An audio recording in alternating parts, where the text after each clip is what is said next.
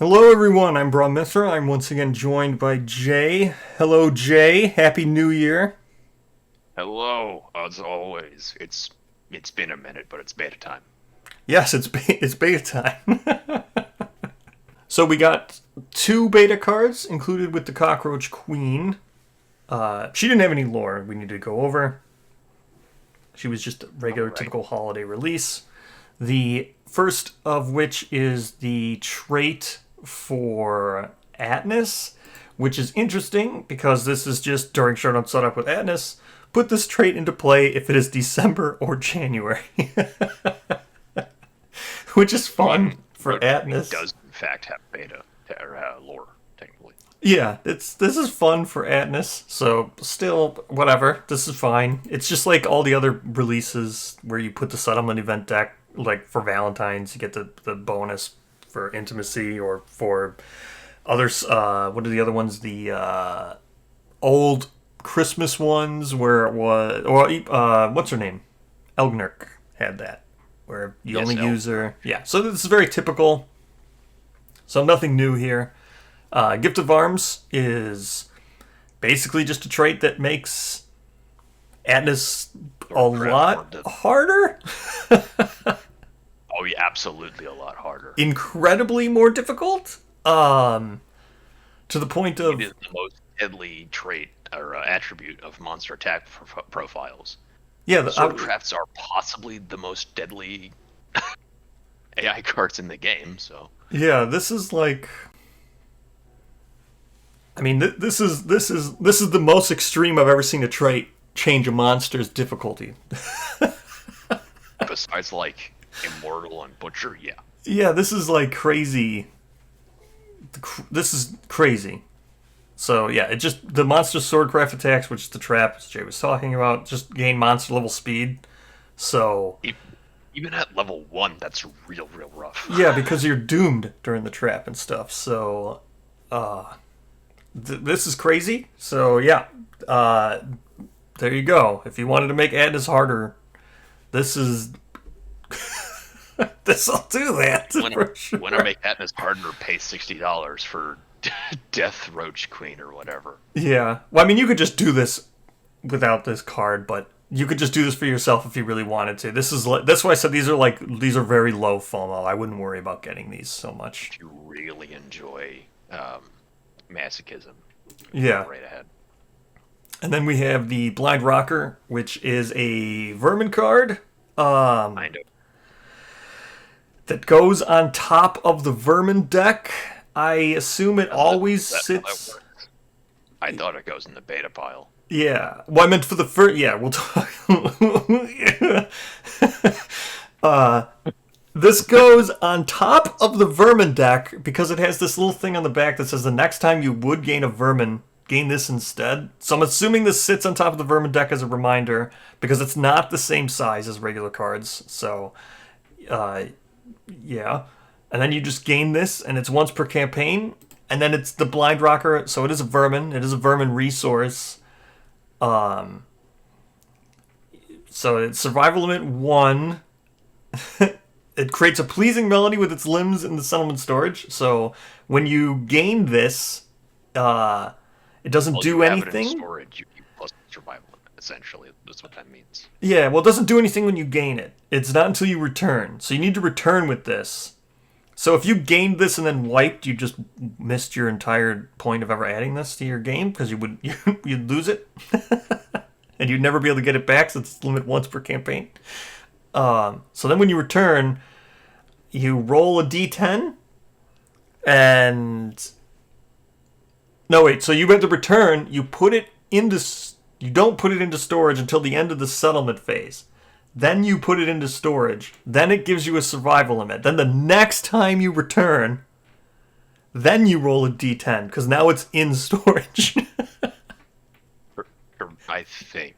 Yeah, so it's delayed a year. Then you roll a d10 the next time you return. Every subsequent time while it's in storage. Yes, and every subsequent time on a 7 plus, you select a returning survivor to consume, and then they roll another d10. So if you roll a d10, you hit a 7 plus, and then they roll another d10, and as long as you don't roll a number 1 or a 2, You gain the ability Myopic Fighter, which is good. It's really good. Gain It's 2 on a 1 or a accuracy. 2, they die. Otherwise, they gain my epic fighter. Yeah, as long as you don't roll a 1 or a 2, you're good. So roll 7 plus and then don't roll low. Yes, that's all it takes, man. Don't Yeah. roll bad. You gain my Epic Fighter, which is gain plus 2 accuracy, may only attack with daggers and katanas. Still cool. This is really good. Katanas. Yeah. Okay. So then you consume it, and then it goes into the beta pile because it doesn't return into the Vermin deck because it's only once per campaign. I mean, technically speaking, it was never in the Vermin deck. It was always in the beta pile. Yeah, it was always in the beta pile, but you needed the reminder on top of the Vermin deck, which I guess. Beta pile, the new Resident Evil box. Yes, the beta pile is now a thing. All beta cards go into the beta pile. Yes. This was a direct clarification from Adam Poots Games. Yes, and this should also archive itself when it's consumed. So it doesn't say that, but you do Wait, no, it doesn't archive itself when it's consumed. I know, but that was also another clarification. Oh, okay. So it should archive itself, and then when it does archive itself, it doesn't go back to the Vermin deck; it goes to the beta pile. So there was multiple clarifications. But there we go. All good. It's fun. I just don't understand it. So, but it's fun. If you enjoy pain, and also Roach Queen, get it. Yep. So now we go on to the. I forget what her name was. It's Edlen. Okay, Edlen. So she is a People of Mirrorstone. She was shown in the Black Friday update and stuff. She's great. She's awesome design. Yeah. She has 2 gear pieces, which are very easy to make. One, you just need face paint, and then cost an endeavor. The other one just is a founding stone and a scrap. So we have Fierce Paint, which is the first one. This is just an item, and then on arrival, for each vanity token you have, add 1 armor to each hit location that you are not wearing armor at, or wearing armor with the swagger keyword.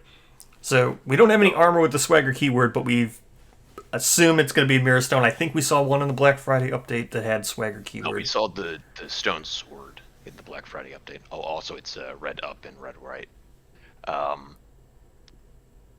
Yeah. So do note that says vanity token and not vanity.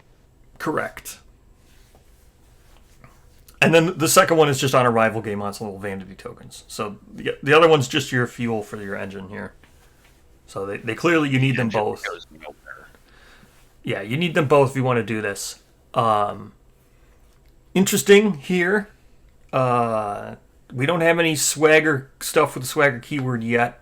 We probably won't get any until Mirrorstone. Yeah. Mirrorstone. Yeah, it's just like if you're buying any of these, you're buying them for the minis because the minis are great. These are good minis. It's just the beta content. It's not there. Frankly, the Roach Queen didn't have to be beta content at all. It could have just been like regular content, as in Death Inheritor Aya or Elgnurk or whatever. Nothing new. The only new thing is the vanity stuff, which is beta for, I guess, a preview of what's coming with People of the Mirrorstone, which seems to be hyping up pretty well. But it's likely vanity will probably be the People of the Mirrorstone version of survival, or used as survival. That's not confirmed, but No, I agree. I think it's a very likely guess. That is a great theory. It's the way it's worded suggests that. Yes. So what vanity is itself is a, quote, a survivor's sense of pride and self-worth. When a survivor suffers a severe injury, they archive all their vanity tokens and set their vanity to 0. I suppose that also includes automatic severe injuries from, say, Manhunter or events, which kind of sucks. Yep. Any severe injury at all.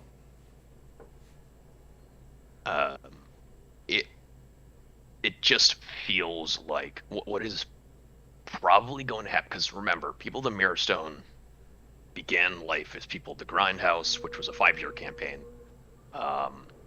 So if I had to wager how it's going to work, is that people in the Mirror Stone will be very quick. Like every year is going to be like 10 minutes. Because with how this is worded and what is likely how the people of the Mirror Stone themselves are going to work, you're either going to be hitting really super hard and killing things instantly, or you're going to be dying super hard and just snowballing to death quickly. Which I'm kind of into. I'm down because this game takes forever to play sometimes. Yeah, that's just what it feels like to me. It's going to be their version of survival. Yes, I agree. This is meant to speed up the showdowns. I don't think we'll be playing Lantern Years in 10 minutes because the hunt phase and the settlement phase are still ridiculous. But I think this is 100% correct. I agree with you. Showdowns will be incredibly speedy because you'll just be basically just a show of strength. In either direction here. Yeah. You're just going to be the monster. You're not going to be absorbing with armor because you're not meant to be wearing armor. You don't have to not wear armor. You could send people out wearing armor, but you're probably going to lose a lot of your bonuses from all the people in Mirrorstone specific stuff. Like for example, we saw on the Black Friday breakdown. The stone weapons give you bonuses when you, quote, flex, unquote, which I assume will be a vanity action, without wearing armor. It didn't actually mention swagger armor, which is interesting. So maybe that image was older, and now swagger armor is a thing. Yeah, or this is some of their beta.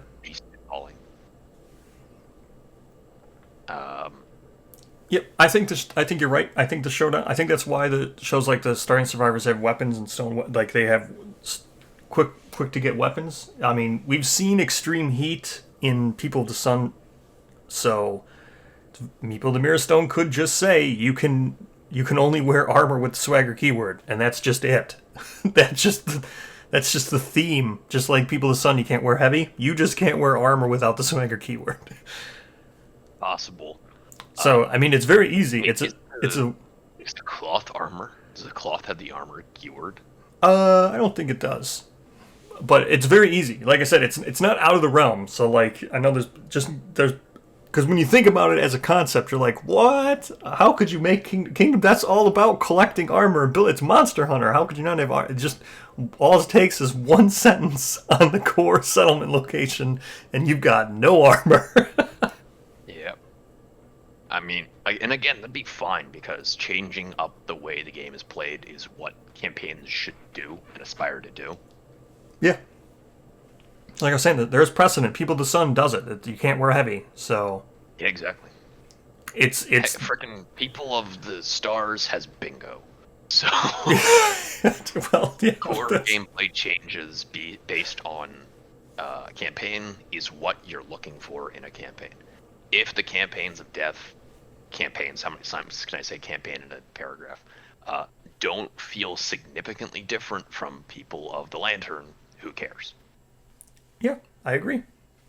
I'm looking forward to it. I think it'll be super fast. We do have to make it to Lantern Year 30 to get to the Butcher, and we've seen the timeline's probably going to reflect that because of all those strain cards all had 30 and stuff. But hopefully there's a bunch of ways to get swagger keyword armor. Because there's no new quarries as we know of. Yes. Who knows? Maybe Destiny Moth will be in there. Yeah, it does look like they're doing it does look like they're doing Gorm. So maybe in Campaigns of Death, Gorm will get a bunch of stuff because Gorm had that. I mean, we did see a Gorm People of the Mirror Stone synergy event. Yep. So maybe that's where we get all our swagger stuff. So. Or some big cool tusk crown was in that art, I believe. But yeah, that's kind of it. But yeah, that's pretty much it for this beta content release. Like I was saying in the beginning, it's mostly just cool to speculate. As far as this beta stuff, It's just very basically, he said, Jay. It's very, very low power, very low. Vanilla is a good word. Yes. All right, so thank you for joining me, Jay. Thank you as always for having me. I'll see you in the next beta video. Yeah. Goodbye, everyone.